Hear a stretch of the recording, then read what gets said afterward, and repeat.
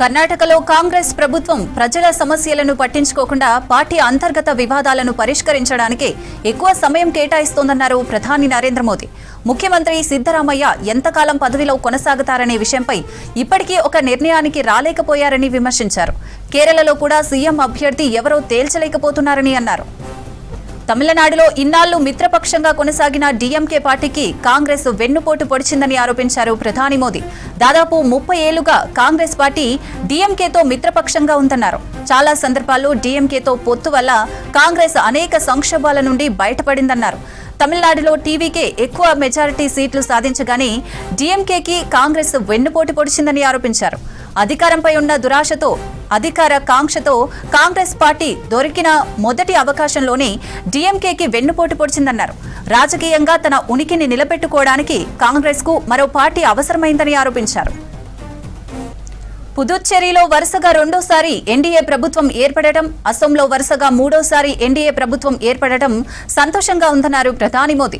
West బెంగాల్లో BJP మొట్టమొదటిసారిగా గెలవడం ఆనందంగా ఉందన్నారు. 2 వారాల క్రితం గుజరాత్లో జరిగిన పంచాయతీ స్థానిక సంస్థల ఎన్నికల్లోనూ బీజేపీ అద్భుతమైన విజయాన్ని సాధించిందని చెప్పారు మోదీ. సురక్షిత పాలన, అభివృద్ధి కోసం దేశ ప్రజలు బీజేపీ వైపు చూస్తున్నారని అన్నారు మోదీ. తాజాగా జరిగిన అసెంబ్లీ ఎన్నికల్లో వెస్ట్ బెంగాల్, అస్సాం ప్రజలు బీజేపీకి పట్టం కట్టారని చెప్పారు. భవిష్యత్తులోనూ కర్ణాటకలో బీజేపీ ప్రభుత్వాన్ని ఏర్పాటు చేస్తామన్నారు మోదీ.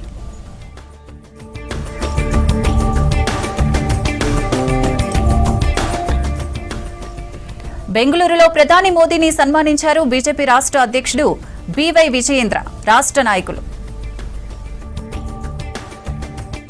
मैं ऐसे समय में बंगलुरु आया हूं जब देश में चुनाव परिणामों पर चर्चा चल रही है.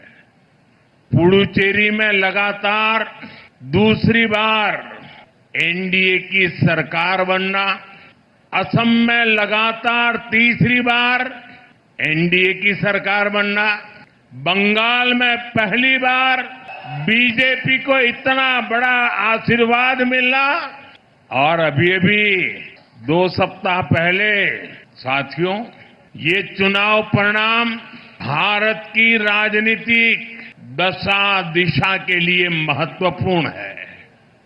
ये भारत के नौजवानों, महिलाओं, किसानों, गरीबों और मिडिल क्लास हर वर्ग का मूड दर्शाता है.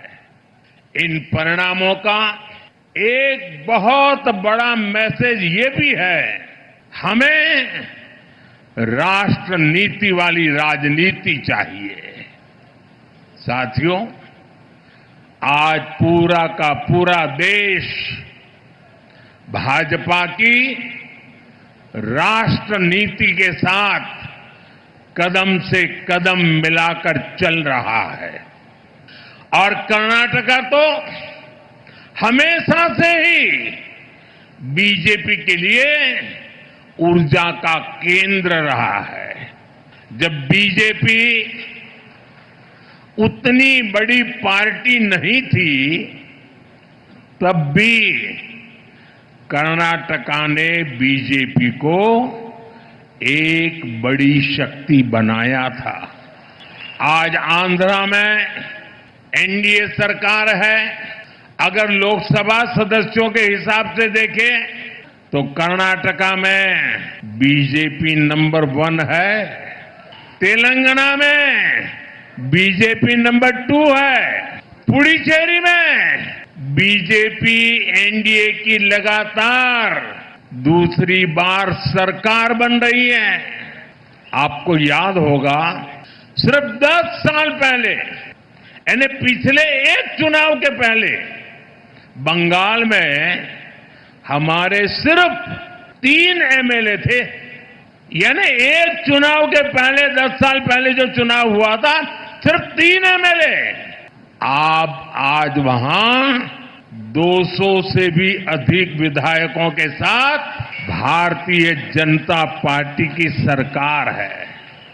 अभी केरलम में भी हम 1 से 3 एमएलए तक पहुंच गए हैं. और जब 3 पहुंच जाते हैं ना तो वो दिन दूर नहीं जब केरलम में भी बीजेपी एनडीए की संख्या 3 से बढ़कर बहुमत के